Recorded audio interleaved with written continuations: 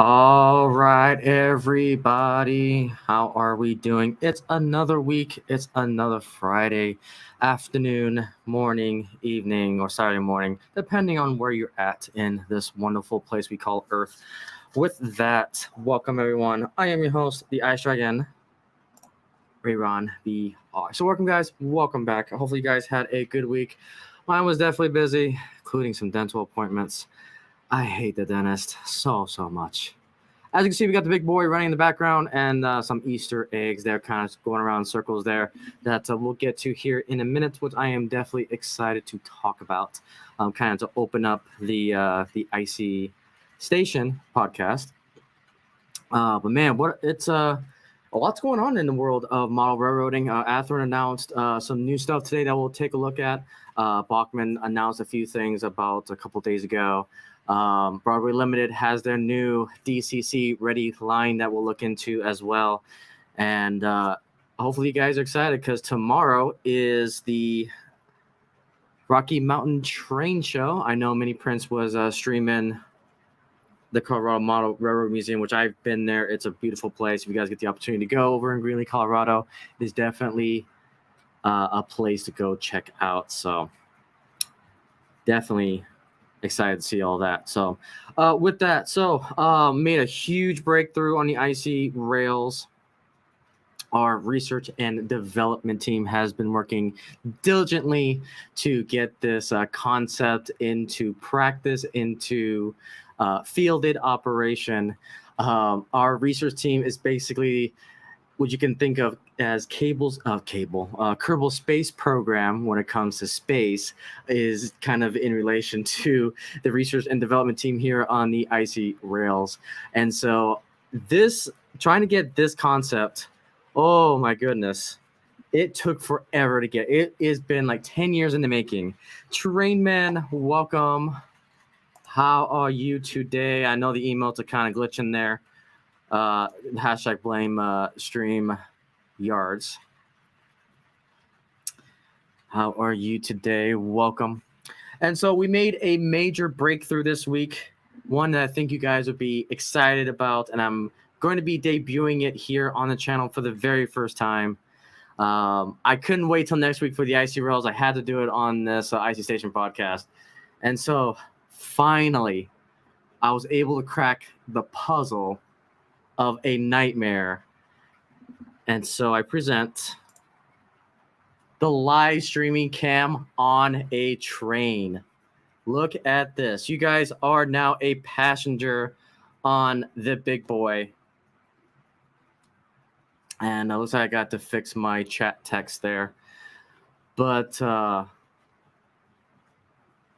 welcome aboard the 4018. Behind it, we got the 2 water tenders, and behind it is the Chicago Northwestern passenger set. So we can kind of pretend we're like on a dome car. It is wireless.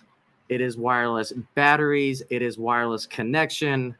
And I cannot begin to tell you how much of a breakthrough this is for my channel, for my content, for live streaming in general.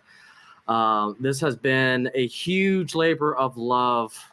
It's been 10 years in the making, too much research, and countless amount of hours to figure out how to make this work. Lord Curtis, OG member, How are you, good sir? Yep, choo-choo. We got it. Ladies and gentlemen, we did it. My research and development team made a big breakthrough. We're on a wireless camera with wireless power. Well, I won't say wireless power, but external battery power. Able to live stream it on the YouTubes. It took forever to get this capability to you guys. It's something I've been trying to crack. And we finally did it. We finally did it. Awesome. Great to hear. I'm glad you're doing well. Living the dream. Yep. Yeah, and Lord Curtis, you'll definitely know that, we've been trying to get something like this for years now. We've been trying to get this for years, even over on Twitch. This was something I've been talking about when I first started this, really over on Twitch. 10 years later, we finally got it. I had the biggest aha moment ever, and it's like, okay, I got to make this work, connect this piece to this piece, connect an external cell phone to the computer, get the camera. It's not the greatest of qualities, but to be honest, for what I needed to do, holy crap. It was quite an undertaking. Now, there's definitely a lot of caveats with this system. Obviously, the camera is in no means NMRA standards, so this camera, you'll see it coming around. It is tall. It is a very tall camera, in fact. I could show you. This is basically the camera that it's carrying on the flat car. And there's no way. I think we got a flat. Yeah, we do. Or flat, I should say. Oh, and derailment. It never fails, It never fails. Let's bring this big boy back. It never fails. Same car, too. Let's get some sound going, shall we?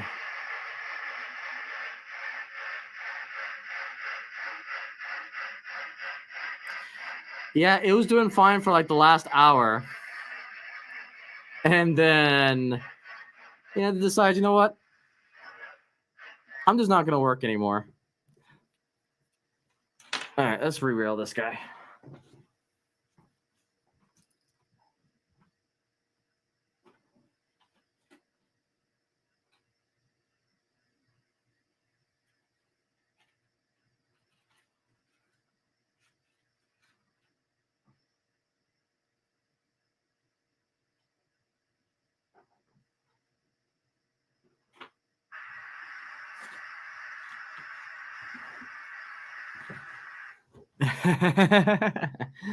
But Tish, I see what you did there. All right.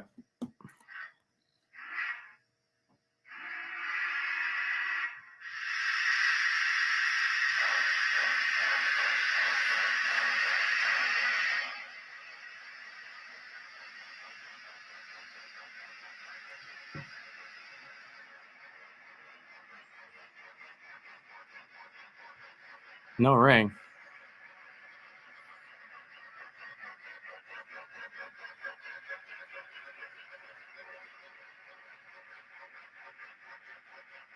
We can talk about that more in Discord, Lord Curtis.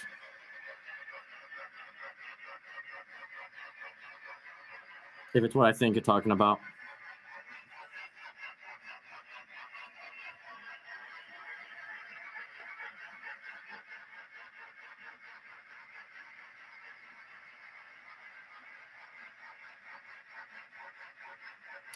But yeah, man, I am super excited to bring this to you guys.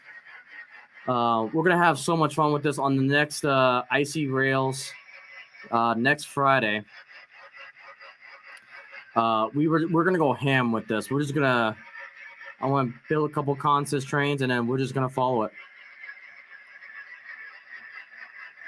And so what we'll do is we'll do some quick introductions of, now that you guys can go around in circles here on the layout,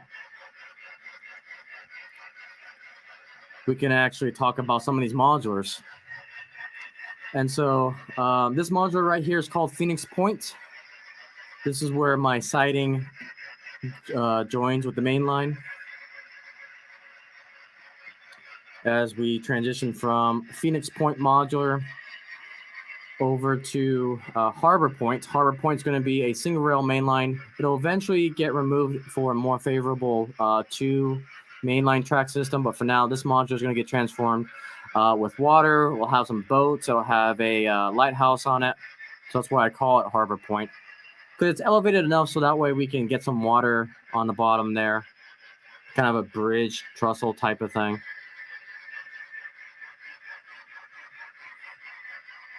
And then we go over my makeshift bridge. That's super sketch.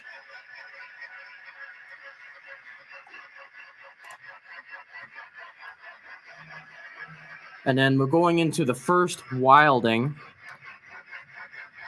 Originally there were 8 wilding corners. Unfortunately, the previous owner, 2 of them got damaged due to water, and they were unsavable.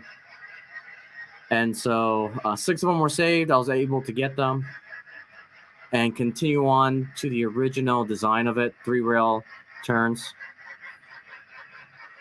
So that's what it's named Wilding 1, 2, 3, 4, 5, and 6.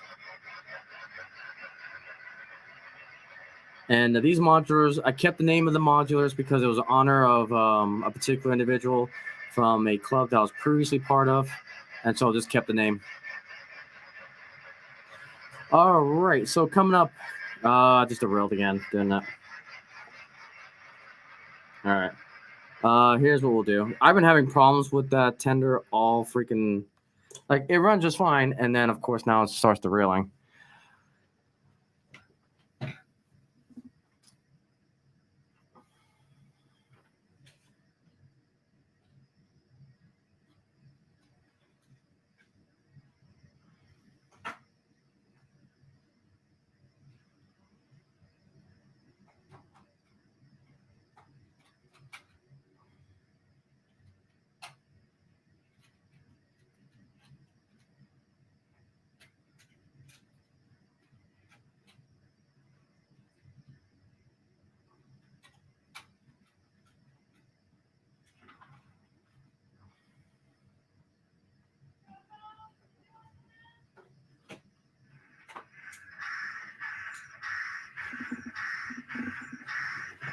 All right, let's try that. Let's try this.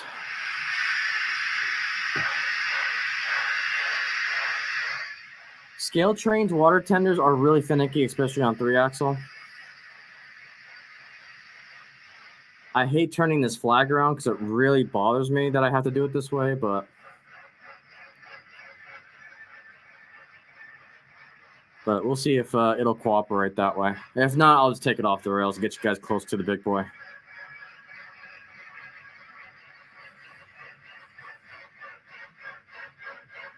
So yeah, I figure we start the Icey Station Podcast with a little bit of a POV from a train perspective.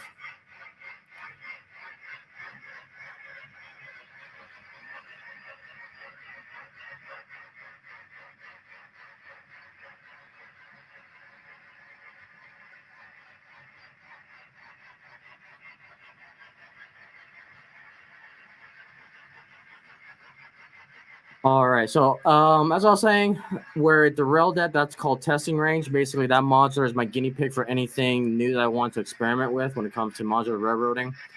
And then now you guys are going on to some more wilding corners. This wilding corner right here is kind of the end state of what's going to look like. It's all completed. And so we're going to try to get the other 5 looking just like this, with the brown dirt, with the green patchwork there, and then we're back on Phoenix Point. Now to the right, that's going to be my sticker wall. That's basically what's behind me. And if you guys send stickers to my P.O. box, which is on my website, or click the link down below, I'll put those stickers up on that wall. And then back to Harbor Point.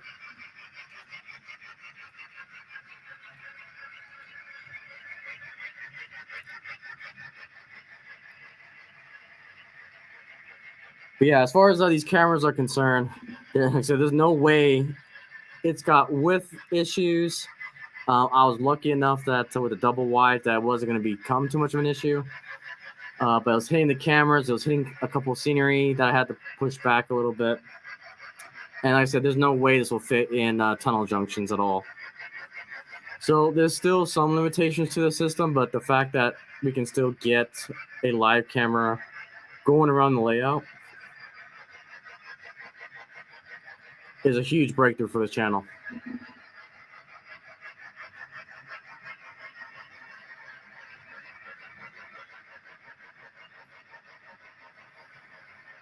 All right, let's see if we're going to derail again. Because if it's over that section, I'm going to have to look at that modular section again and see why it's derailing.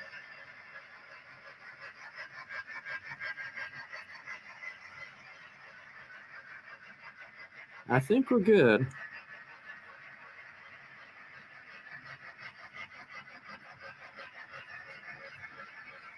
Maybe. Can't tell.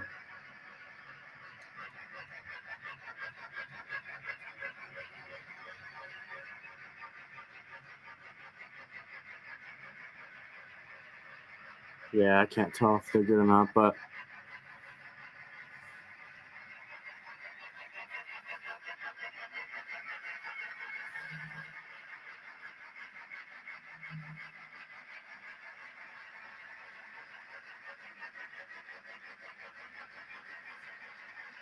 yeah, I can watch this all day long. I love this.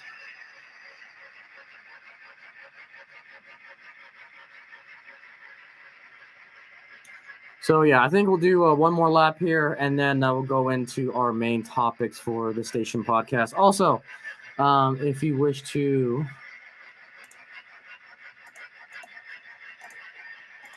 I'll go ahead and bring this up. So if you guys want to come up to the stream, there is the link. And I think I've got that pinned, maybe. I don't think I do. Hang on. All right, so we'll pin that message. Again, some ROEs when it comes to coming up to the podcast. If you're not a regular here on the channel, you'll stay in the dungeon until you get more acquainted. And always don't do anything stupid. That's against TOS.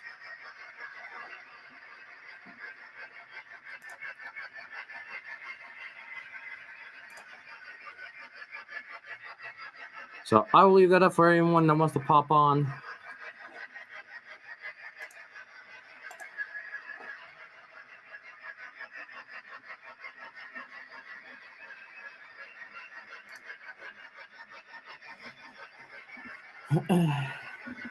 But yeah, it's definitely I'm loving every bit of this.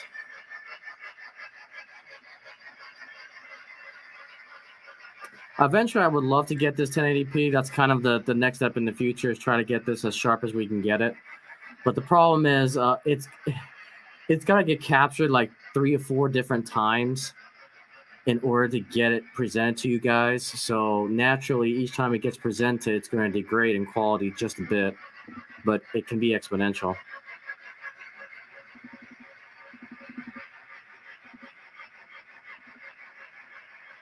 Looks like that tender's cooperating.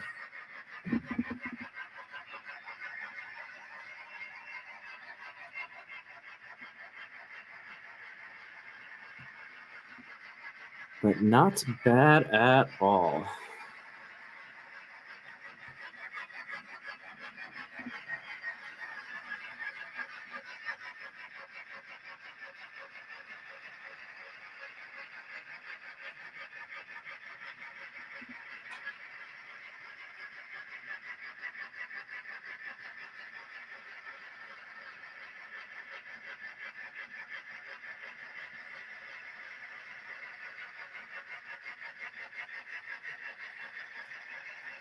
Back over on Phoenix Point.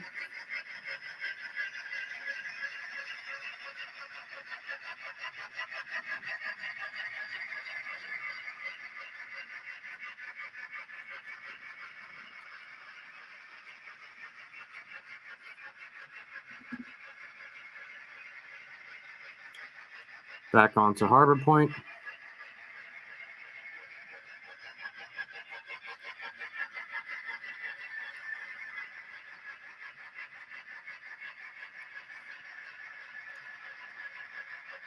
And then back over to the Wilding corners. And we got the gas turbine, big blow, some scale trains there. The Colorado Eagle is parked. And eventually we'll get that third rail down, so kind of on hold at the moment.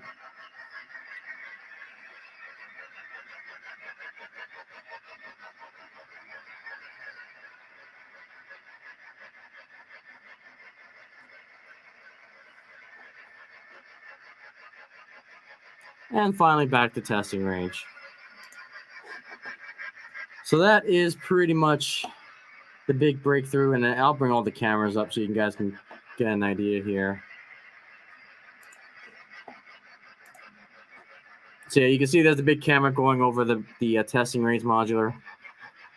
And that is connected. So that camera, these particular cameras, they do require power. 5-volt power, which is basically I've got like a cell phone external battery connected to it, and that's how I'm able to put the whole thing wireless. And basically, I'll give you like the Spark Notes version of how all this works. It's basically this camera sends a signal to an app via wirelessly, and then that can only be captured on my phone. But then I can use a software to capture what's being played on the phone and then capture it again via Streamlabs, again to StreamYards. Yeah, it took a while to figure out the logistics behind just getting that one camera ready. It was a headache, absolute headache. But, the end result, we get to ride the train, which I am very happy for, and live. That is the big takeaway, is that we can actually ride the train on a live stream.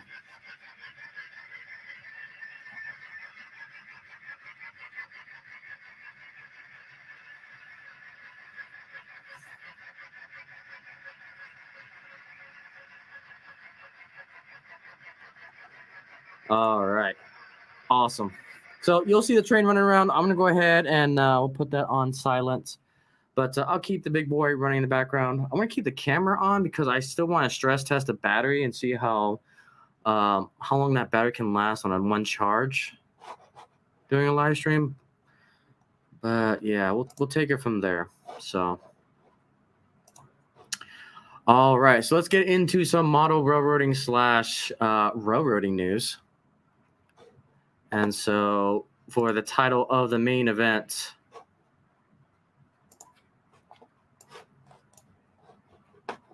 let's go ahead and bring up. So I think this article got deleted and got re-uploaded because when I saved it, it was different from what I remember.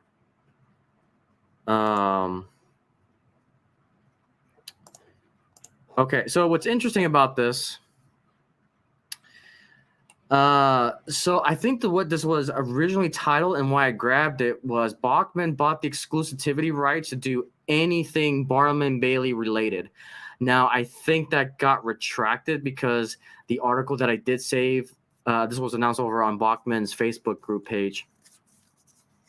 It changed because it doesn't say exclusivity anymore. It just says that they're going to release their new, they got a new exclusive RBBX themed trains at Bachmann. So I don't know if they added the words or anything, but it still kind of implies that if you want Ringling Brothers and Barnum Bailey circus trains, Bachmann is probably going to be the only way you can get them, which is nice that a manufacturer is actually making these cars. because I've wanted one of these trains for a while now. It's kind of on the long list of things that I would like to see, because I have seen this train in real life when they were in Salt Lake City, Utah. So I've got to see those cars plenty of times when I was very young and for the last tour. But they may be coming back. There's rumors that they'll do more of a electronical type of show. So that was interesting. It grabbed my attention for sure when I saw that. It's like, oh, that's really interesting that Bachmann's got the exclusivity or potential. Again, I don't know if they got the actual exclusivity to make it, but if you want circuit trains from Ringling Brothers, Bachmann's the way to go, apparently. So I don't know, just found that interesting. So the one that I really kind of want to dive into a little bit, and this was kind of interesting too. So Broadway Limited made an interesting announcement on their Facebook page, I think Instagram page, and YouTube. And these guys basically announced a brand new line of Broadway Limited DCC ready engines. So what's pretty cool is that they asked the fan base what they should, or how the logo of this new kind of brand is going to be. And it's basically called Stealth, Broadway Limited Stealth. And the whole concept that these two gentlemen kind of talk about is stealth, as in, we've got this big boy running with no sound right now. That's in their eyes what they view as stealth. No sound, no lights, no DCC decoder. It's basically bare bones DCC ready. Got a motherboard that, you put a standard, I believe the 8 chip is what it's in there. I don't know. Yeah, I think it's just the 8 chip that got in there. And this seemed like a very interesting idea, because I am definitely a big fan of DCC ready engines, especially if I'm not a fan of the decoders. So I'm looking at you, MTH. I'm looking at you, Scale Trains, because loc sound is a nightmare sometimes. Or lock sound, whatever, loc sound, however So I've been leaning more towards getting DCC ready engines and steamers, because I'm getting into the knowledge of how to installing my own decoders. And like I said, I have a 2016 Blue Blocks old school 2000s engine that I was able to finally convert to DCC. I did all on my own with some YouTube tutorials and so forth. But nevertheless, I am a big fan of just choosing which decoder I want to go with, especially with the rise of the Blue Nami decoders. I've been wanting to put a lot more Blue Namis into my engines. I'll be diving in that here relatively soon. Once the last train show happens with New Braunfels, I'll probably grab my first Blue Nami decoder to convert one of my engines over. So, but I am excited for DCC ready. However, there's a big caveat to this, because the thing that kind of concerns me is that, Broadway Limited tends to set the standards when it comes to the market share price, when it comes to all of their engines. They've been kind of leading the way with their Paragon 4s. They've been leading the way when it comes to the hybrid brass collection, because no one else really does hybrid brass for the most part. And so that allows them to set the price as they see fit. And when they announced the DCC ready line, I was actually excited, but then deeply concerned what this could have potentially meant, is that with these new DCC ready line, it is the brand new shiny, brand new car off the lot. How is this going to impact the market and the market share when it comes to the DCC ready locomotives? Because, just kind of a sneak peek, Train World had this particular MTH DCC ready locomotive. It was on sale for $175. It was a great steal. And this is the Union Pacific 1943, which is the salute to the let me remove this real quick.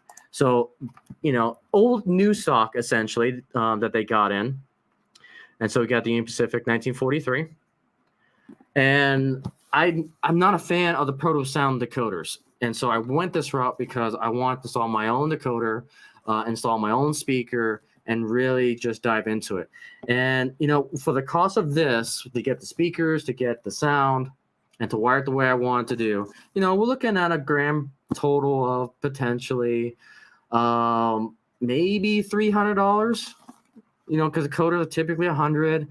Speakers, a good quality speaker can go between $5 to $15, $16. And so for the price that I got for this, that'll go up to about $300 to get the way I want it. And so I was thinking about this, like, how's this going to affect the market when it comes to the DCC ready Broadway limiteds? And how's the market going to react to that? And so when they finally started to release their prices, man, that gut instinct of mine definitely kicked in. So this is how they price their DCC ready locomotives. So we're talking about GP30, again, a 4-axle. And again, mine was a 6-axle. Again, this is all subjectively comparing prices. Their MSRP alone is starting at $300. And this is exactly what I was afraid of, is that with their whole, I think the whole plan behind this is to raise the market when it comes to DCC ready locomotives. I think that is a tad high, and there's been kind of some counter arguments to suggest that the dealers are going to get the better price, that they can sell it for a little bit cheaper. But even then, for a DCC ready locomotive, let's just be kind of conservative, and maybe 250, maybe 230 for a DCC ready locomotive. That's a 4-axle. I'm a bit concerned on the price because it's got to be good. Because if it's good, then and if people start buying this, my concern is that now we're starting to raise that DCC ready locomotive market share as a whole upward. And that is not good for the hobby, because usually DCC ready locomotives, from time to time, you can't get just pure 100% DC engines anymore when it comes to new stock. And so, DCC ready, that is basically the way to go when it comes to DC. And so if we continue to raise that entry level when it comes to the hobby, this is going to heavily affect getting new modelers in, or those who are trying to conserve a little bit of money. Because it's like, if it stays at $299 as a full retail price for dealers to sell, that to me is a ripoff, because then you still got to put a decoder, which means it's still going to be $400. That means the $100 decoders, being generous, will go up to around $400, and then you still got the speaker and so forth. I think that's a tad too much for having to put your own DCC and all that in. So I don't understand the behind the scenes stuff when it comes to manufacturing and how they got to that point. Because again, I got to give benefit of the doubt to the company that they price these fairly because of modern day inflation and just everything that's going on with the supply chain and things like that. But it definitely concerns me that now DCC ready locomotives have are slowly starting to skyrocket a little bit. So we'll see what happens. I don't know on the Steam side if they got the Stealth announced. Yeah, so we got the Stealth here, and it looks like we only got the Mikado. And wow, no way. No way. I didn't even look at these yet. So this is the hybrid. The DCC ready hybrid brass, which I understand, you got brass and plastic. It's a hybrid series. But again, they're going for $800 for DCC ready. No sound, no chip. And that's just for a simple 282 locomotive. I understand it's brass, but for $800, I would expect to have a decoder in there. I mean, I think that's oof. At that point, you might as well just get their decoders. Like that concerns me a lot. Especially so for the DC side for $299, you could justify it because again, it depends on the shop deals that they get. But for brass, for a DCC ready brass engine, $800, I can't justify that at all. Like, you can only imagine what a Stealth big boy and that's my biggest concern about this Broadway Limited. And hey, John, how you doing? Yeah, so this is a Stealth brass series. I still think that's high because I've been noticing recently the brass market is coming down. I mean, we're talking about maybe $100 from where it was a couple months ago. And I understand too that their brass line, I guess to be fair, let's take a look at how much one of these Mikados are. Let's see here. Let's go ahead and take a look and see how much. See, and that's what is so weird, because I think I remember seeing this when they talked about it on YouTube. For $100 more, you get the decoder, you get the sound, and you get the smoke box with it. So you can see they put $100 difference between having a decoder and non-decoder. I still can't. You might as well just pay the extra $100 and have them install the decoder. For me personally,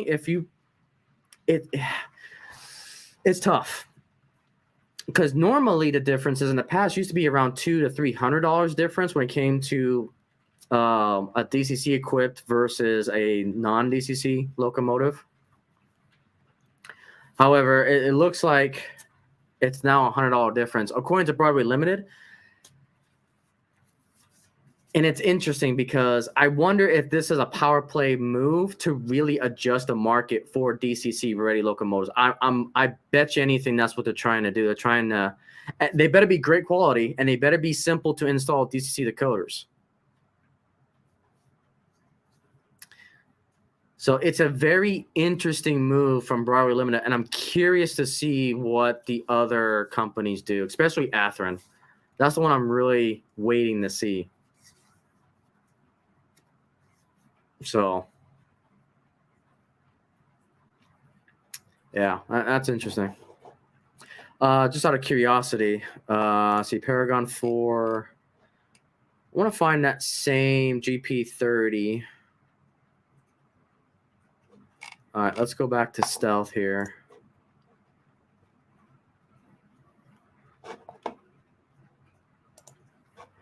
Now, was that for a DCC ready? Yeah, and my issue, I really like the models of Broadway Limited. It's just I'm a very functional person, and so I want my trains to run. And when I pay that much, I want keep alive. I want to make sure they go over switches and so forth. And at the club sound and DCC, nice. Yep. I prefer the old Broadway Limiteds over the new ones.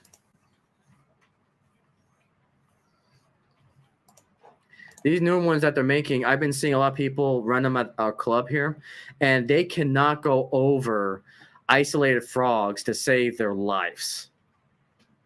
And that's why I haven't really bought any newer Broadway Limiteds, minus the Paragon 4s, because I think the Paragon 4s, to my understanding, have keep alives, which allow them to get over the isolated frogs. And matter of fact, I think all of my Broadways are Paragon 4s. Now, I highly recommend, if you get Broadway Limiteds, go with the Paragon 4 decoders, because I've had no issues with them. Because I've got my Rio Grande that typically pulls the California Zephyr that you've seen on this channel from time to time in short videos, in my Fun Run episodes from Samara. They all have Paragon 4s, and they run smoothly. And I even have my Baldwin Centipedes here. They're also Paragon 4s as well. And I've had good success with them. I'm waiting for them to come out with the big boys in Paragon 4 to go with the Greyhound schemes they have. Okay, so they have GP30, GP35s, and the EMD 40s, SD40. So now let's play this. Let's dive into this a little bit more. So we're gonna go with the Paragon 4. Let's look at the EMD SD40, and let's take a look at the price point there. Actually, I gotta go back to the Stealth real quick. So again, they're asking for $300 for DCC ready Stealth EMD SD40s. So let's go ahead and take a look at Paragon 4 SD40s right here and see how much they are. So yeah, they are calculating that the difference between a decoder with sound speakers and everything and non at $100 difference. That's interesting because normally it's 200. Normally, from my personal experience, from all the locomotives I bought that are DC ready, typically it's a $200 difference. And that was my concern, is that I think they're trying to raise the value of the DC ready locomotives by flooding these into the market. So I think it's really a big business strategy.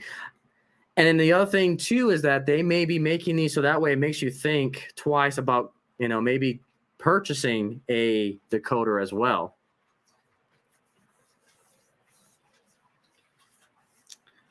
So I'm curious to see how successful this line is going to be, because me personally, I'd rather go with the Paragon 4s. I've seen enough of Paragon 4s to get it, but definitely not Paragon 3s. Paragon 3s are trash, in my opinion. And I think my older locomotives are Paragon 2s, and I've had great success with those. But yeah, I don't know. I just don't know. It's a tough sell for me.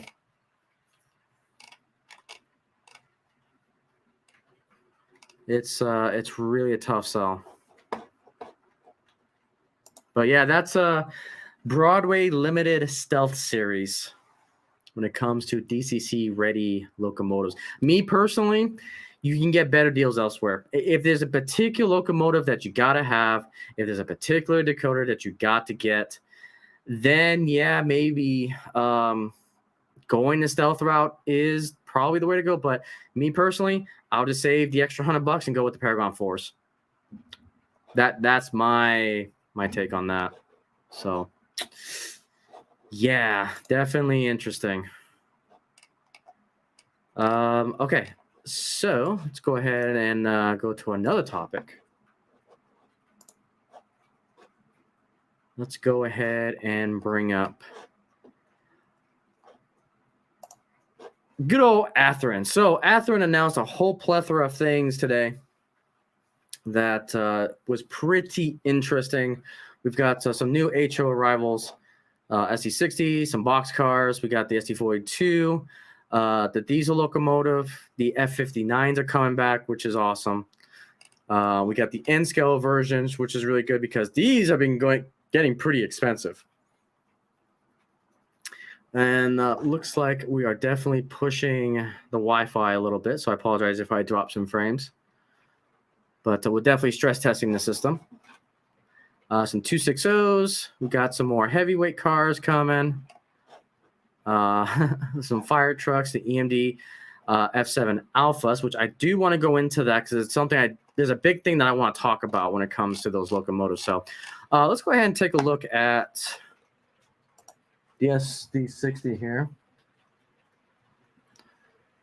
All right, so here's the plethora of the SD60Es. So we got Norfolk Southern, a whole bunch of interesting schemes here. And so here's something else. So, and this is why I think Broadway Limited needs to come down on their market, because without sound is $270. And then with the sound is Tsunami 2. So maybe that's me being naive that the market between the decoders and non-decoders have been $100 in difference. I know I've been getting without sound a little bit cheaper than that. Again, that may be because of sales and so forth. But again, that's interesting. And I think that's a better price, in my opinion. I mean, I know it's just, $30 difference, but... And you guys know I'm a huge fan of Tsunamis. Like, me personally, the best combo when it comes to engine to decoders is Athearn and Tsunami 2s. I know that's probably going to be a hot take with you guys, but from what I've seen from clubs, from what I've seen in train shows, by talking to several people who have been in the hobby for a while now, Tsunami 2s are just so darn good. So we got some boxcars. Again, I don't care too much about freight. You guys can take a look at that if you really desire. Let's take a look at these SD40s.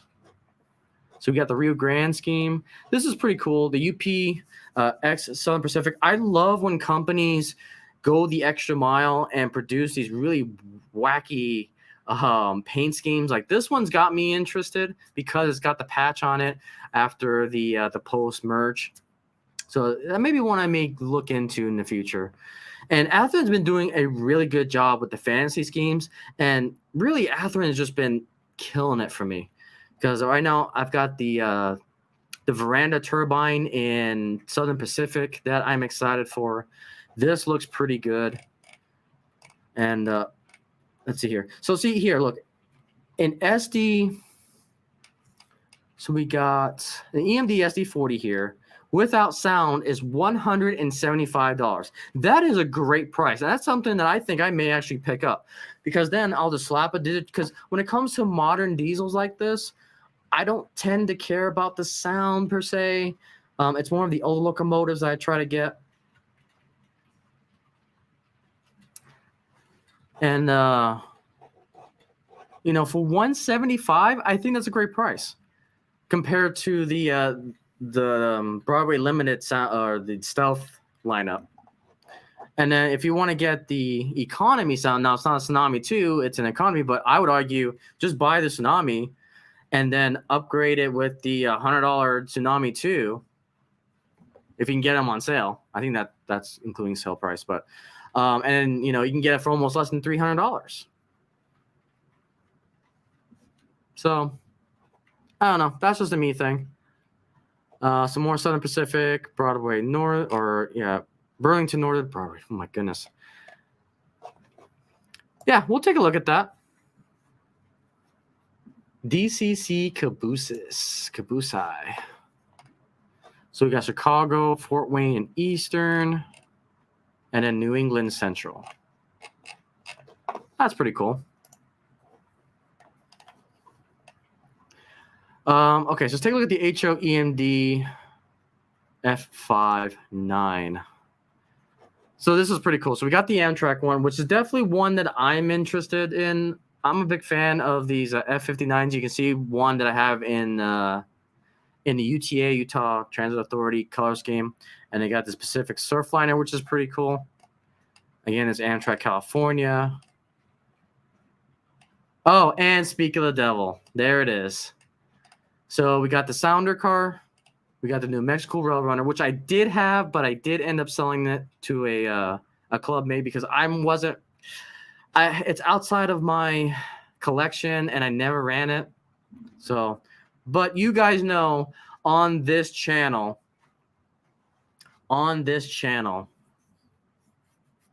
we've got the UTA Frontrunner. Now, I understand it's not the right engine for the Frontrunner. It's a different type of engine in the real world.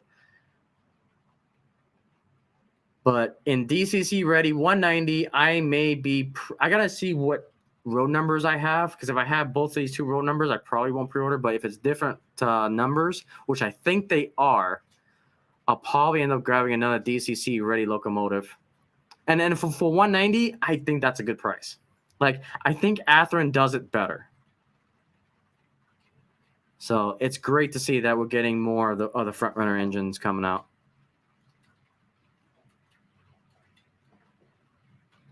Yeah, so it even says down here in the fine print. So Utah Frontrunner operating from Ogden to Provo is so named because it runs along the length of the famous Wasatch Front, which I have ridden in this train before. It's so much fun. Their road operates using the MPI MP36PH locos, but they're offering it in the F595 locomotive as representation of these models. Now, I don't know why this company that has the MP36s won't have them in HO. I'm pretty sure it is a licensing issue why we don't have these locomotives, and we probably never will, considering that this is now, I think, the second official run of the Frontrunner engines. So... And then it looks like we got two other ones. We got Metrolink, which is pretty cool. Oh, both variants of Metrolink. So that's pretty cool too. So, yeah, that's pretty cool. So definitely something else I'm going to keep on my radar.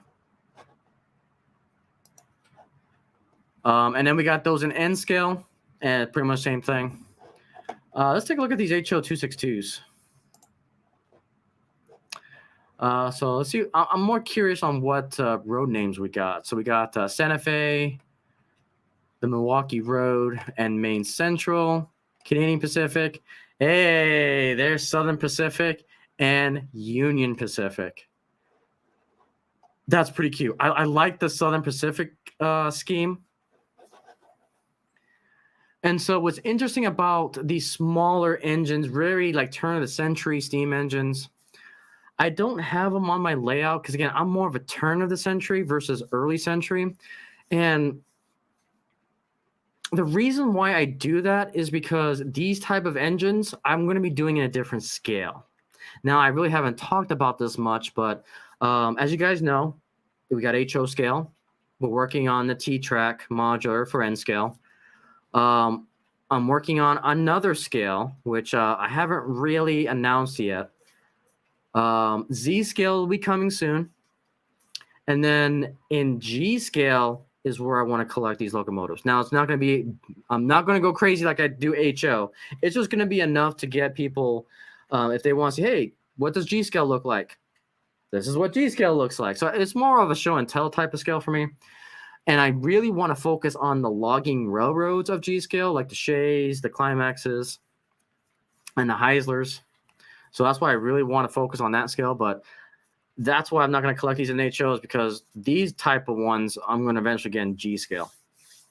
And I do want to have a garden railroad eventually. But again, we're talking at least a couple years down the road.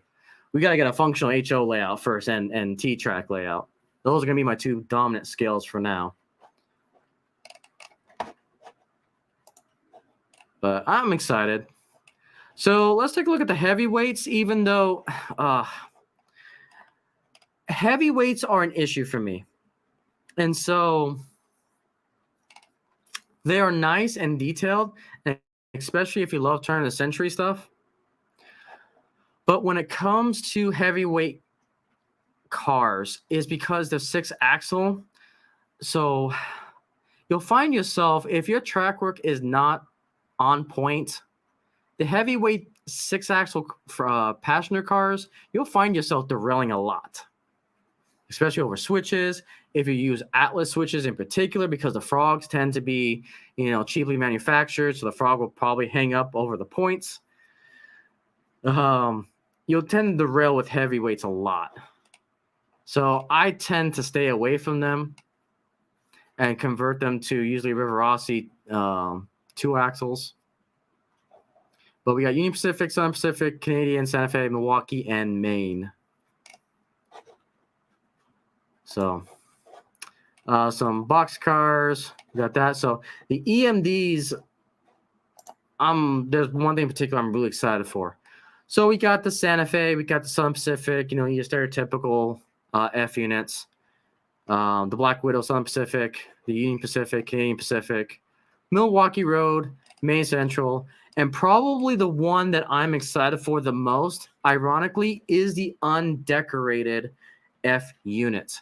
Now, this is very, very important because this allows fantasy people like myself to paint custom color schemes when it comes to trains. Like, in my opinion, this should be standard across any type of manufacturer. That getting undecorated cars like this is huge for the hobby, because it just allows you so much flexibility in customizing your own railroad. It just saves you so much more time, taking paint thinner or paint remover to, a car that's already painted, so that way you can paint it some other color. And so this, I think, is definitely very important. And they've got, looks like a single headlight and a dual headlight. I'm always a big fan of that Mars light, so dual lighting. This will be one that I'll be paying attention to, so that we can customize the paint scheme. And again, individual 130 DCC ready, undecorated, and that looks like the only two that they offer. They don't even offer a DCC or a DCC decoder in this one. It's straight up DC ready, but for 134, that's not bad. That's not bad at all for an undecorated F7. So that one's got my attention as well. Because I've been thinking about having like an Icey Railway paint scheme for this layout. So definitely something that I got in mind. All right, and that is basically all the announcements from Atherton. I am definitely excited. I think Atherton had a pretty good show. But the next Icey Station Podcast, we're going to have so much announcements to go through because the big, we've got the Rocky Mountain Train Show that's happening, and Atherton's going to be there, Scale Trains, a whole bunch of other manufacturers are going to be there. And so they'll have the latest and greatest to announce. Broadway Limited will probably have the Stealth Series. And there's rumor has it that Scale Train is going to announce something tomorrow as well at their show. So I'm really curious to see what they're going to have and what the hype is going to be. So, going to be a lot of news to cover in 2 weeks when it comes to the Icey Station. All right. So let's go on to some other railroading news. So Union Pacific has been in the news a lot lately. I caught these two articles. Let me grab them real quick. All right. So let's take a look at this. All right. So, stupid ass. Union Pacific reaches a tentative agreement with largest labor union. So the Union Pacific announced a tentative agreement with the General Committee 953, the International Association of Sheet Metal, Air, Rail, and Transportation Workers, over the weekend. According to the press, a new agreement does not change the current conductor position staffing. Each train has part of a 2-person crew, which we'll get into that here in a second. The agreement also provides long-term job protection to current employees and gives the railroad greater flexibility to deploy break and switch persons to work either in outside the yard. The union is the largest representing crew members for the Union Pacific. So, a great victory for the staffing.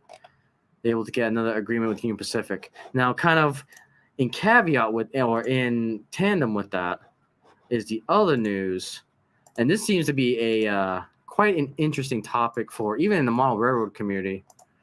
Is this concept of 1-person crews, and so Union Pacific becomes the second railroad to drop push for 1-person crews. So, and it doesn't have to go more into it, but definitely interesting that decided to push that. So I don't know what the other one was, but pretty cool. And again, a lot of people are saying that 2-man crews are, I'm not an expert when it comes to that stuff, but it's just interesting to see in the news. So, all right. So that was basically, I had everything lined up. Let's go ahead and take a look. See, I'm curious now what the other companies are doing for that DCC ready and DCC stuff. So let's take a look. I'm curious about Scale Trains real quick because I don't even know if they offer DCC. Oh, they do offer DCC ready. I'm just curious about the price difference though.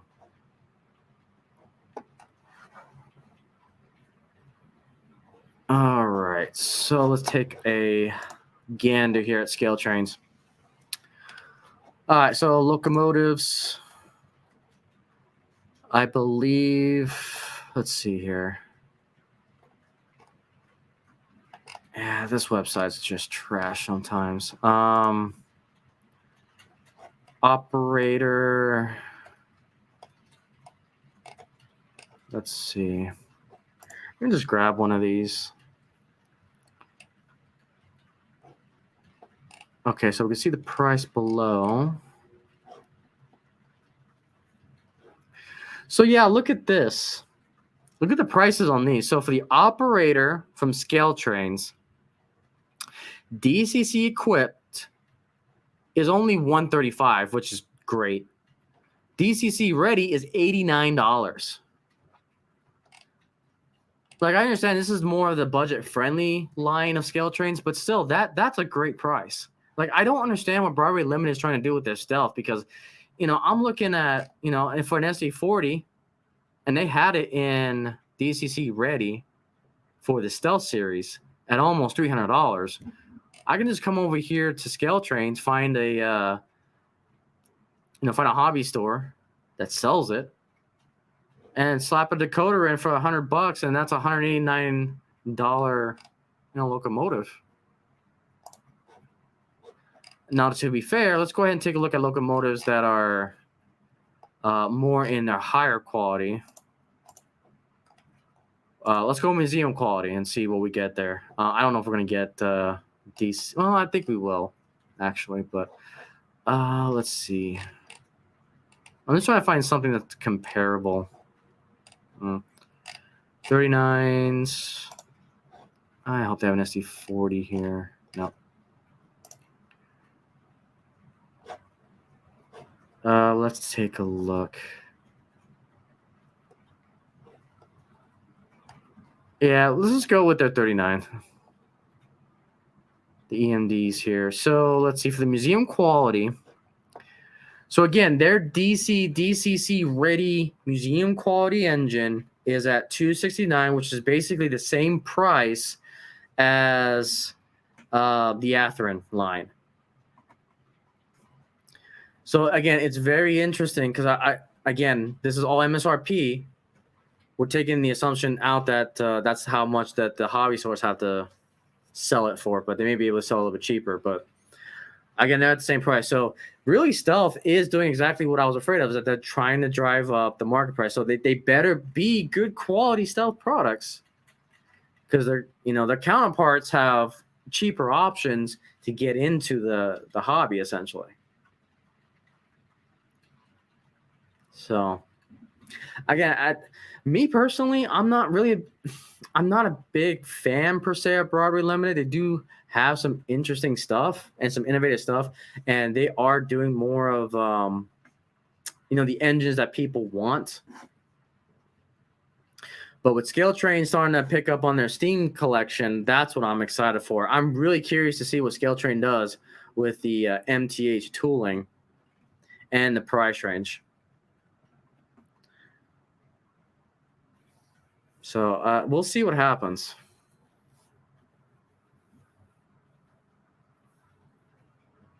We shall see. We shall see. Let me see if there's anything new. I think recently Scale Train's announced, yeah. So they announced their C39s here just recently.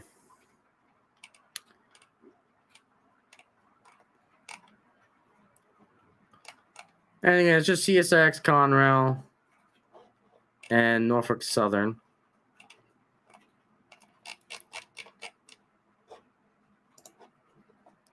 So nothing too crazy. And again, if you're really big into prototype modeling, I highly recommend going with Scale Trains, but get them in DCC ready. And the reason why I say that is because I'm not a big fan of Lokesound. Just by all the demos that I've seen from Lokesound with ESU and the fact that unfortunately you got to pay an additional $120 to get their decoder program installed and all that crap.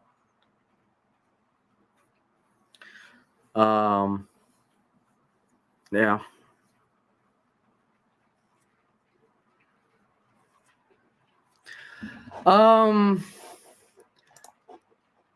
So that's an interesting topic to talk about, because again, this goes to what I've been saying, is that price is really subjective. And I would agree to a certain point. Like, if you really want to get into DCC and get all the bells and whistles, all of the sound, then yeah, here's the thing. When it comes to model railroading, you have basically two entry-level categories when it comes to the hobby. You've got normal DC, and then you've got DC. Each one of them has their own different, gatekeeping prices and entry levels to invest in them. And I think what makes the hobby even more different is that model railroading has a very strong secondhand market. I would argue that it's probably the strongest that's out there. And probably the more affordable. Like, yeah, if you're going to the company directly, and this is pretty much with any type of product, to be honest with you, if you go to the manufacturer directly, you're going to pay the normal prices for them. But if you try to get them on sale from distributors, from like Train World, Factory Hobbies or something like that, and then some other ones, your mom and pop brick and mortar stores, you can get special sales. So if you wait, you can get good deals. And the thing that makes this, again, price is relative, is that DC will always be a thing in model railroading. For now, the minute they start veering away from DC, I'll get completely concerned, but I don't think companies will steal away from that because model railroading has an advantage to all of the hobbies, and that's Christmas.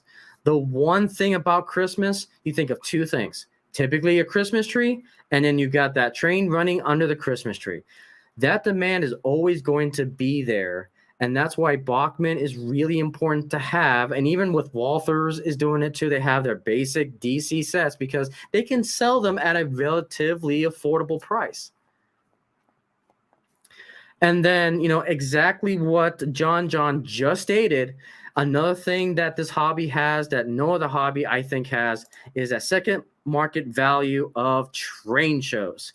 Absolutely train shows. So the big thing about train shows is that it is a formalized, how can I say this? It's a formalized flea market, essentially, that is just for trains.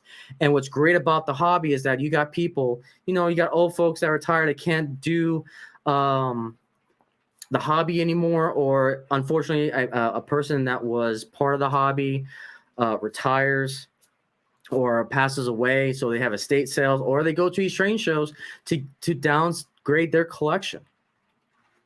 And that's why the hobby is healthy in a way, because the entry level is still affordable. Now, I will agree with you.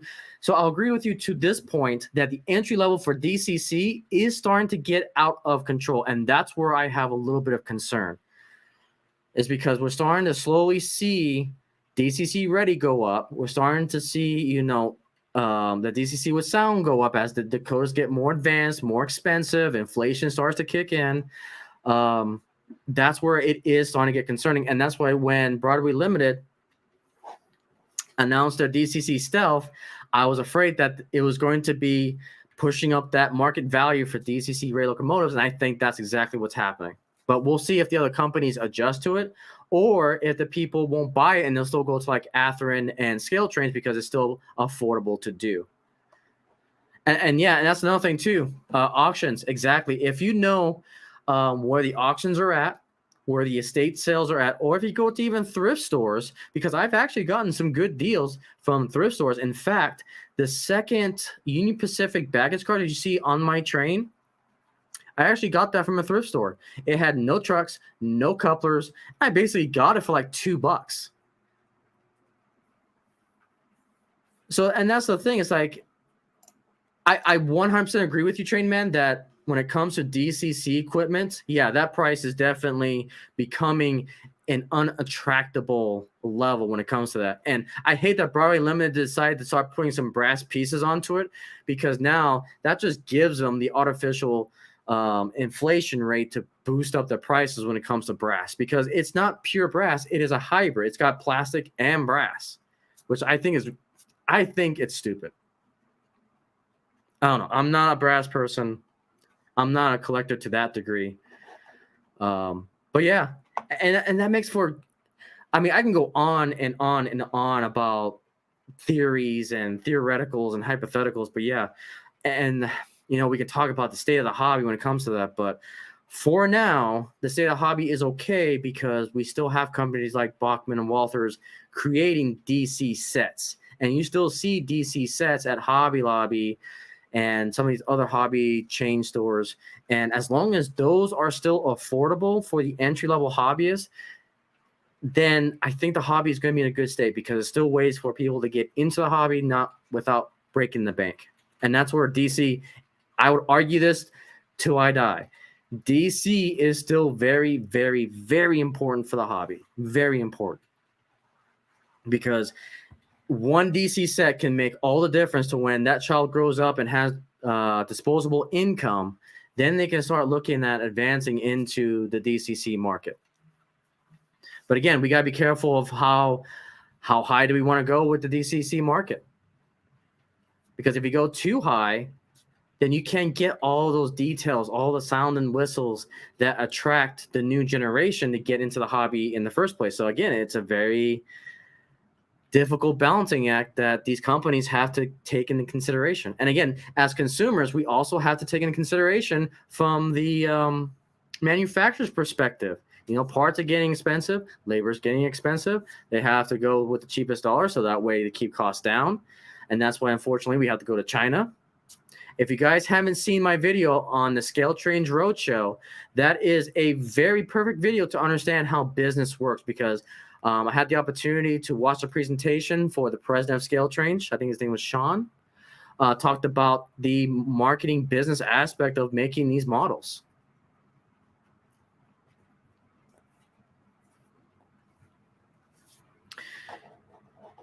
Yeah, and exactly.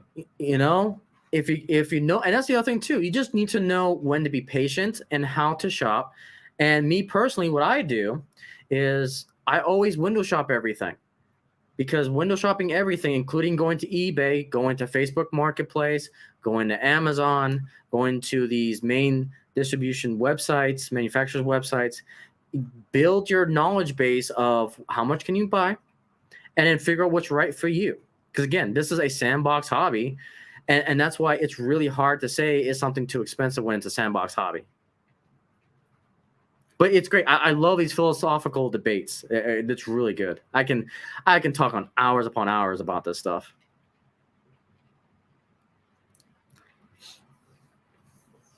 Yeah, see, and that's a great price, John. 3 engines, 50 cars, 5 big boxes of buildings and scenery. Yeah, for $180, that's a steal. That's great. And it's like that's awesome. So it's like there's many different ways to get into it, and luckily, and see, this is the other part too, is that the secondary market, as long as it does not run out of control, which I would argue that the pre-ordering system has kind of hurt the secondary market a little bit, because now everyone looks at, hey, they got a limited run of these items and they're going to be discontinuing them because they're not making more of them. That means my one from the 90s is the same price as that Martinet, which I wholeheartedly disagree with. And then they put that artificial like scarcity onto it. And so, has pre-ordering hurt the hobby? It depends. Because it's like, do you want to keep the company that's making these products in business? Well, then pre-ordering is the way to go. But if you don't want to have the scary secondary market, we got to have them. So, but yeah, thanks for bringing it up, Train. Again, I love those type of statements, because it really allows us to think the ins and outs of the hobby. And we got to be having these discussions, because I care about this hobby so much. And, I think about it every day. How much is too much for a DCC ready or DCC equipped locomotive? Should a decoder cost $100?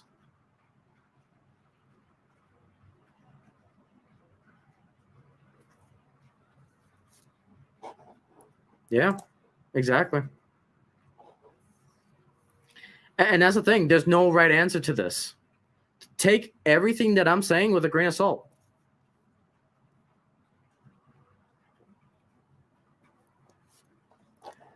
The hobby is yours to make, for yours to build, for yours to collect. And I take that very seriously. There's a reason why I call it not only the greatest hobby ever, it's the greatest sandbox ever. because you can shape, you can build your world, you can paint your world, you can manipulate your world to anything that you want.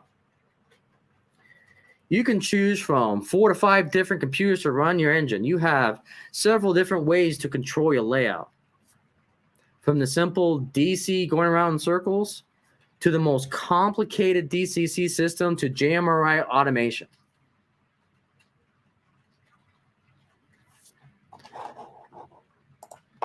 Yeah, exactly. Take your time. And again, it's what you want your railroad to do. Me personally, I grew up with Digitrax as my first DCC system, and I just ran with it. Because as I got more and more educated on the DC system, I realized that, Digitrax does everything I want it to do. And so that's why I have a whole series dedicated to how far can we take Digitrax. Because, yeah, I understand it does definitely take a rocket science to wire it all up and understand the instructions. But it's like, if you want something really simple, go DC. If you want to go into DCC at a cheap price, I always recommend the DCS 52 from Digitrax because it's basically one of the cheapest ways to get into the hobby. For like $175, you have a command station, a throttle, and a PR4 all in one. And what's funny about that, I guess we can just take this back to, hang on. We're kind of off the topic here, but let me go ahead and bring up this screen real quick. Since we're kind of into our rambling section. But this is great. Again, these topics are really, really important. And that's why I have this podcast, is that, we can discuss those. We have a podcast, we're just running the trains, and then we have a podcast to talk about the state of the hobby. And that's why I have these two different ones.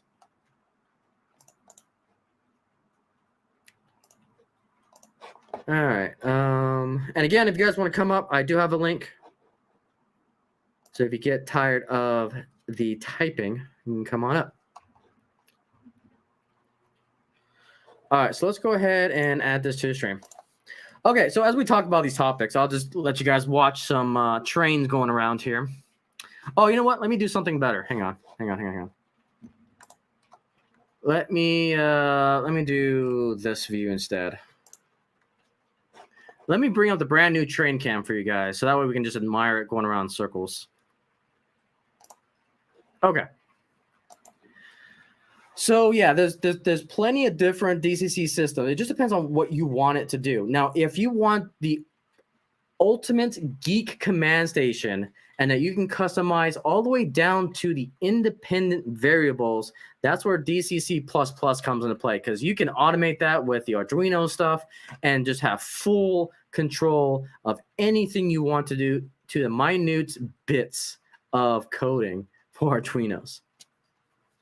So yeah, it's crazy what that system can do. Like, if you're a true, my camera's been moving to the left a little bit, but that's fine. And yeah, and that's another thing. You running trains with the phone. Exactly. Blue Namis. I grew up with Blue Rail.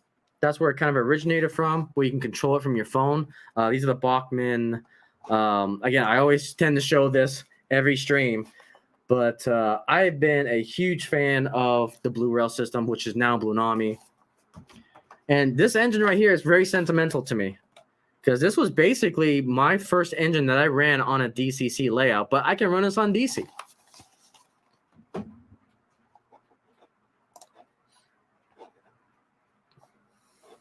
And what's interesting is that Digitrax has caught up with that technology, because now they have the LNWI that you run with the engine driver that you can run on a tablet. And I think that's perfect. Like, if you're really getting into this, if you really want to get into, let me rephrase. If you want to get into the entry-level DCC, because again, we talked about this earlier, entry-level for DC versus DCC. If you want to get into the entry-level of DCC, really look into the new Blue Nami engines, as well as the Digitrax DCS52 and the LNWI.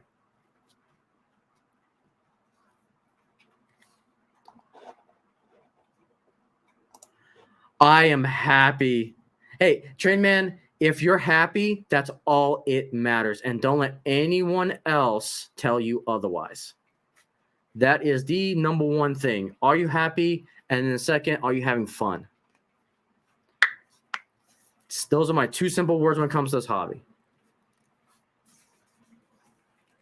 Yep. And I'm glad you're happy. Now, again, the one downside with these engines, this is very early technology when it comes to the Blue Rail. Obviously, you don't have speakers or sound inside the locomotive, but you do have them coming out of their apps. But what's cool about it, like I said, it's really cool. And it's app-driven, meaning that you can't control this engine via an NCE throttle, a Digitrax throttle, or anything else. You got to use the app only. So it is slave to the phone to an app. But if that's all you wanted to do, and you want an engine that runs on both DC and DCC, these engines are really good. I wish they make more of them, but again, with the rise of Blunamis, you could basically take any DCC ready, put a Blunami decoder in there, run them on DC or DCC layouts.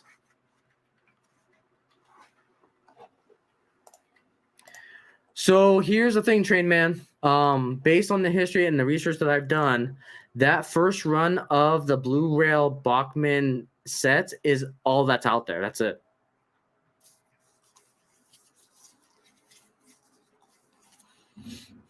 So.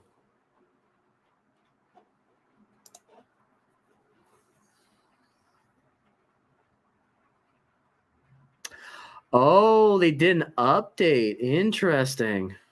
That's all. Okay, never mind. I stand corrected.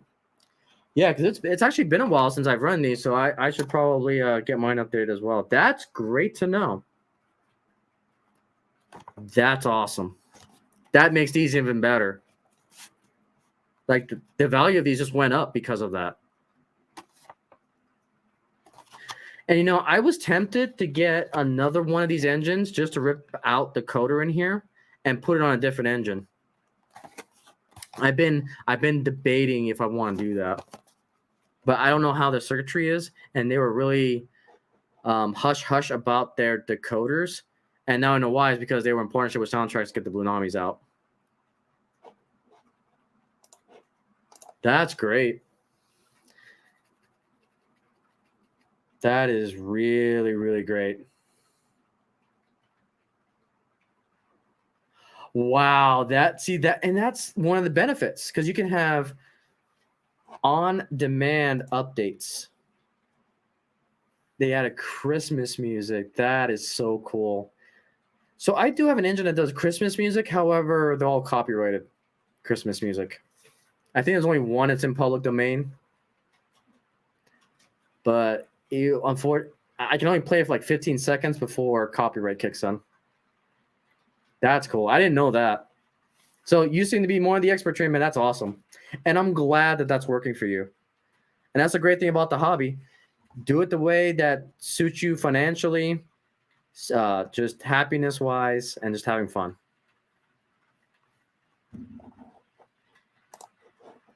That's awesome.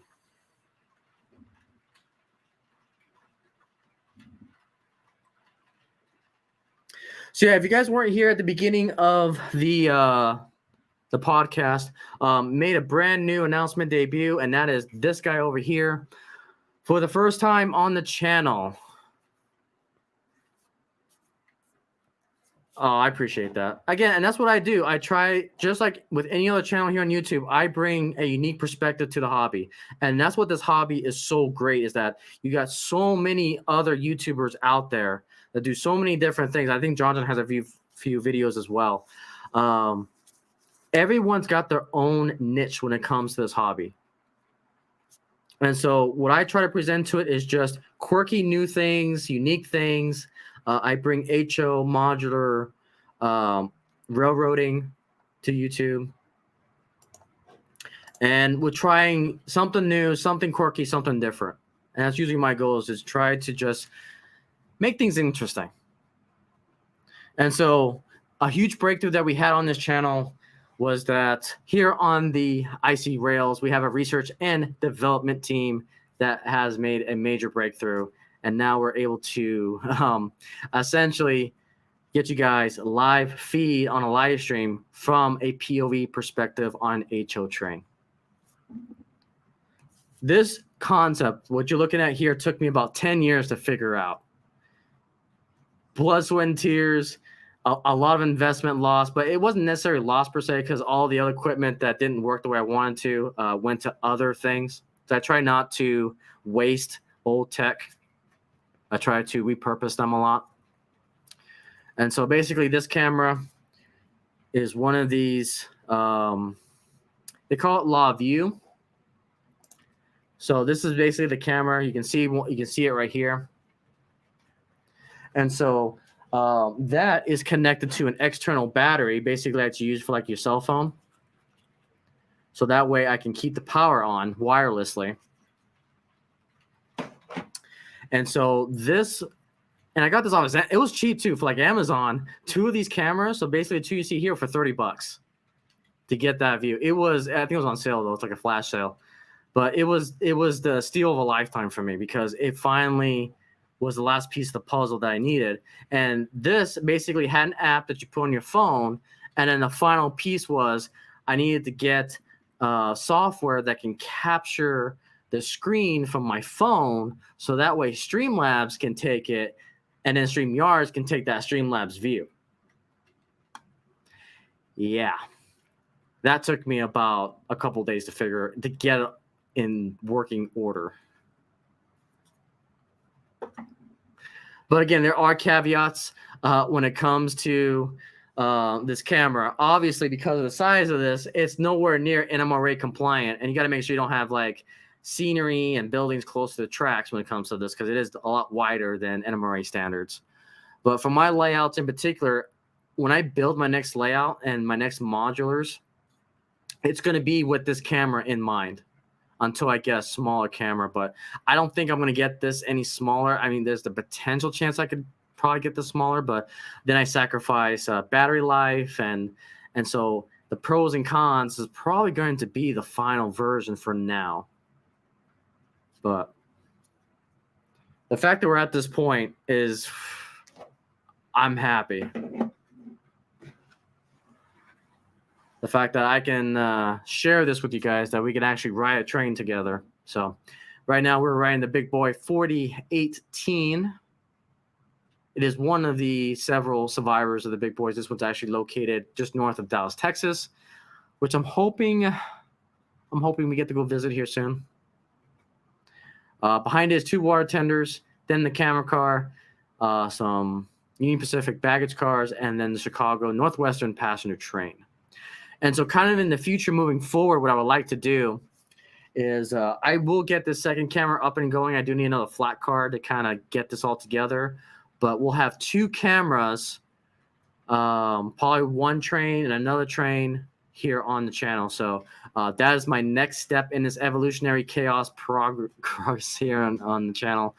But we'll have 2 cameras that will capture the perspective of the train itself. So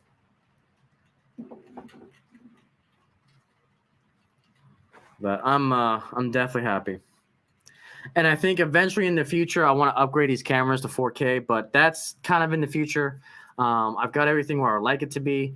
Really, the next big push that I got to do is get my dispatch screen going for JMRI. And the only way I can get that done is I need a command station, 2 boosters, and the BXP88, whatever it's called. So that way I can do a lot more block detection, because each module is going to be a separate block. And then that way I'll have my full dispatch screen ready to go. So, but unfortunately, there's been train shows that came up. There have been some emergencies that came up that required all the money that I've been saving for Digitrack system. Because we talk about that entry-level cost. You know, in order to get a very nice DCC system with command station and boosters for Digitracks, get ready to drop about $400 or $500. Because I'm getting 1 command station and 2 boosters. So it's going to take me some time to get to the next step that I want to take. But for now, the DCS 52 is working just fine for me.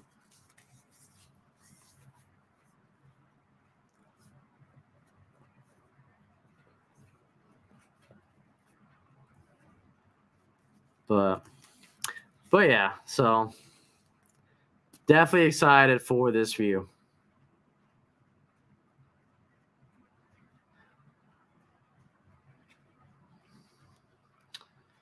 But some other things I've been doing kind of behind the scenes. I am in a very dedicated phase of converting my DC to DCC. And so I've been getting a lot of tools that I need to convert that into it. So that's kind of where my focus has been lately. That's why I haven't got shorts is going to be coming out every three videos every day. That's going to be my standard and my motivation. Videos is going to slow down a little bit because again, just everything that's going on. But yeah, I've been investing in like these tweezer things. So I'll bring this up real quick. So yeah, I got these little tweezer things to hold like the cable. Got another one here. Got some more stuff for soldering. So this brass wool to clean up the tips. Got a whole bunch of new soldering tips. And probably the one life hack, if you guys haven't heard of this, and this is a huge shout out to Solo Contracting here on YouTube. If you want to see how to do DCC conversions from one particular chip to another particular chip, check out Solo Contracting here on YouTube. Very good YouTuber, knowledgeable. And in fact, I ended up buying this Bond Dick glue. And basically what it is, you got these glue tubes here that have ultraviolet accelerant for the glue. And if you put the glue down, you hold it for 10 seconds, and that bond is set. This amazed me because this literally glue plastic and metal together, which I haven't seen glue do that before. At least one that I was successful with in 10 seconds flat. A little bit on the expensive side, but man, I am satisfied with this. Like, I love it. Let's see. What else?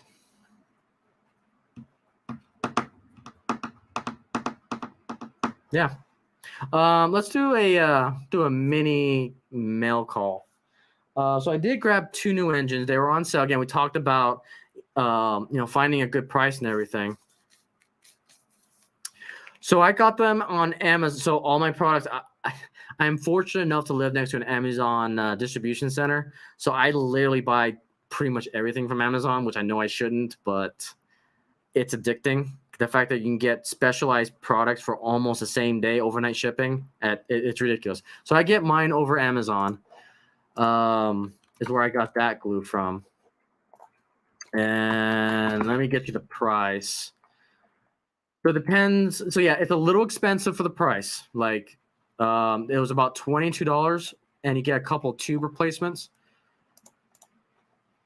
Copy. Yeah, so you can get them on. I'll say you can get them on Amazon. But for me, it's worth it because it does exactly what I need it to. It glues everything together. So again, we talk about the entry level into DC. So DCC. Both of these I kind of got a steal on. So again, for I think $170, I got a DCC ready. Union Pacific 1943. I've been wanting to get these for a while now.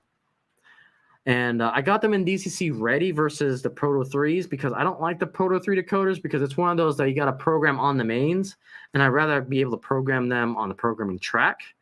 So that annoyed me. And so it's like, okay, I'll get these in DCC ready. I know the Blue Namis are coming out.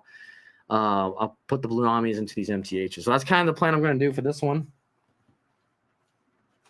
And then I finally got I got this on Facebook Marketplace. This is the number 4141 MTH. This one does have the Proto 3 in it, but I got this for like $190. It was a steal. I can't stress it, and it runs just fine. Like I tested and everything. It was great. Now, I will use one caveat. So one thing that, again, buy at your own risk when it comes to Facebook Marketplace, because basically Facebook Marketplace is a digital flea market is the best way I can describe it. And so unfortunately, use caution, make sure, you get, when you're talking to a seller, make sure you ask for a couple things, get plenty of pictures, make sure you ask for like videos of the item, and then make sure that they have like their name and dates on like a little sticker next to the product. So that way it shows that they actually have the products. People get scammed on there from time to time. So just general things to be aware of when you're buying a Facebook Marketplace. So I'll bring this camera view back up.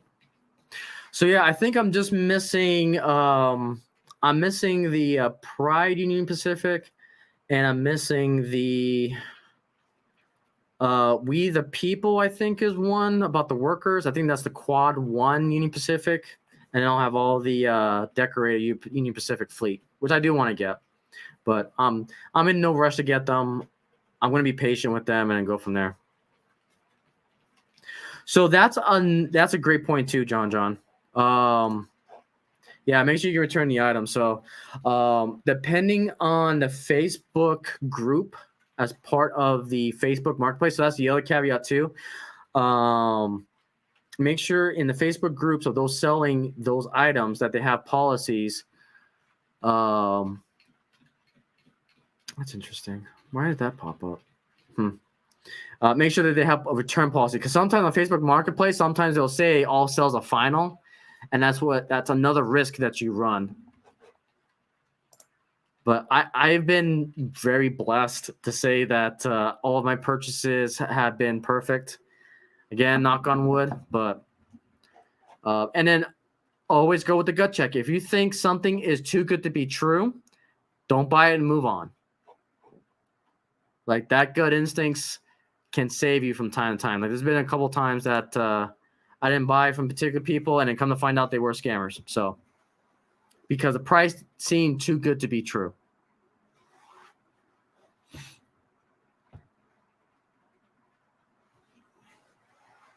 And definitely shout out to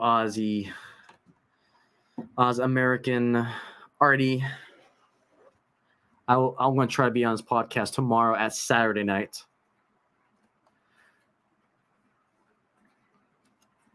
But yeah, all great tips. All great tips to buy. Oh, he just popped on. Nice. That seems kind of abnormal for him to be on.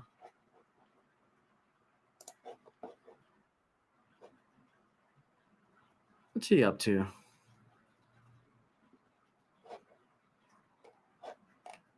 Huh.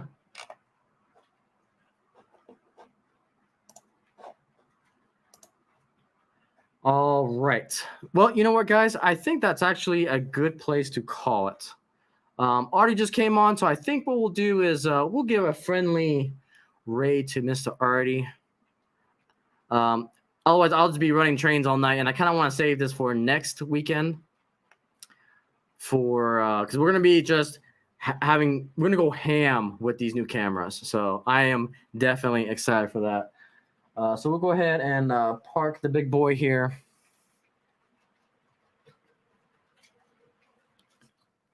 And then we'll go ahead and raid Mr. Artie. And we will call it a night. So let me spam Artie's channel here. Give him a friendly hello.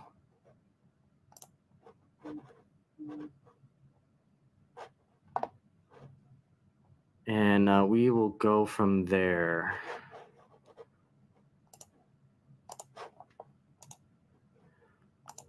All right, so there's Artie's live stream.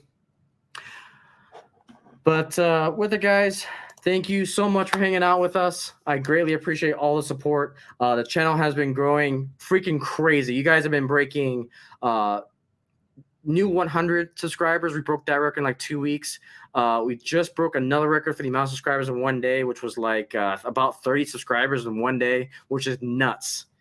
You guys are going ham. And again, I greatly appreciate all you guys' support on here. Again, you guys determine when this channel deserves to be partnership. But again, that is a goal that we'll set in the future. I want to have fun. That's the big thing about this channel.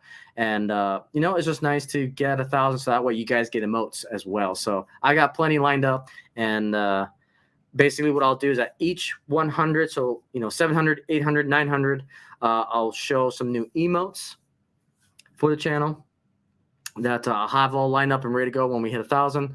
But with it, guys, thank you so much for hanging out. Thanks, guys, so much for all the support, love, and have a great day. Wing hugs to you guys, and I'll see you on the next live stream.